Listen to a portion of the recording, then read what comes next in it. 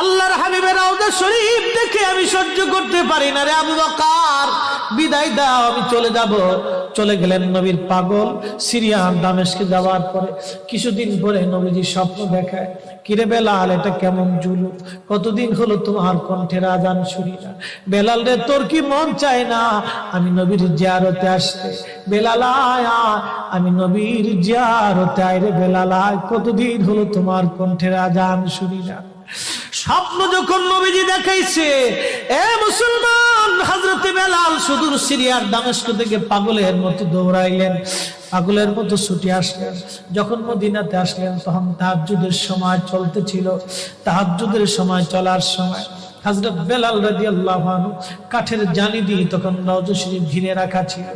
ওই জালির পাশে বসে বসে জালির সঙ্গে মাথা ঠেকাইয়া নবীর পাগল বসে বসে গুনগুন গুনগুন করে কাঁদে আর বলে, হুজুর, আপনি আসতে বলেছিলেন, গোলাম এসে হাজির হয়েছে। নবী গো, আজান দিতে বলেছেন, আমি আজান দিলে আপনি আগে নামাজ আসতেন, এখন আজান দিলে কি নবী আপনি নামাজে আসবেন? হুজুর, এখন আজান দিলে কি আপনি নবী নামাজে আসবেন? নতুন মুয়াজ্জিন আসছে আজান দেওয়ার জন্য, এসে দেখে নবীর মুয়াজ্জিন বেলাল কাঁদে। ডাক দেখে মদিনাবাসী, শুনছো, নবীর মুয়াজ্জিন ফিরে এসেছে, বেলাল আসছে, বেলাল ফিরে আসছে। এই কথা শোনার পরে সব সাহাবী ঘর থেকে বের হয়ে দৌড়ায় এসে দেখে বেলাল কাঁদে।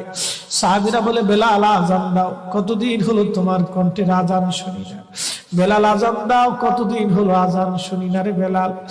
বেলাল বলে, সাহাবীরা রে, আমি আজান দিলে কি নবী নামাজ আসবে বলো?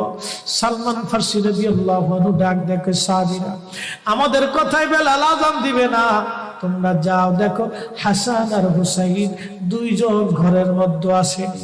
ইমাম হাসান হুসাইন রাদিয়াল্লাহু আনহুমা যদি বলে তাহলে বেলাল অবশ্যই আজান দিবে। সালমান ফারসির পরামর্শে সাহাবীরা দৌড়ায় গেলেন। বর্তমান 7 নম্বর গেট বাবু সালাম বরাবর একটা মসজিদ আছে, মসজিদে আলী। এটাই ছিল হযরত ফাতেমা রাদিয়াল্লাহু আনহার বাড়ি। এই বাড়িতে দৌড়ে যাওয়ার পরে ইমাম হাসান হুসাইন রাদিয়াল্লাহু আনহুমা দুইজনকে নিয়ে আসা হলো।